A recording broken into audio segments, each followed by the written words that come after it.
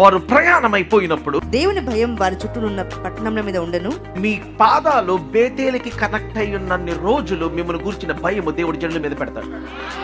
As long as your feet is directed to the house of God, to the place where God is speaking to you, దేవుని యొక్క వాగ్దానములు మీ జీవితంలో పుల్లైన సున్నైన, I mean until God fulfills every dot, every comma, every punctuation in the words that he has spoken in your life, the devil cannot kill you.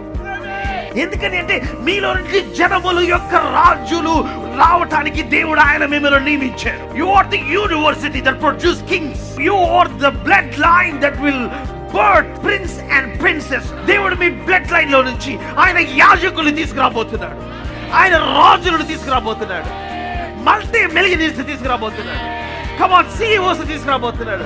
See, God has designed to bring some people out of your bloodline that will shake the earth under your feet.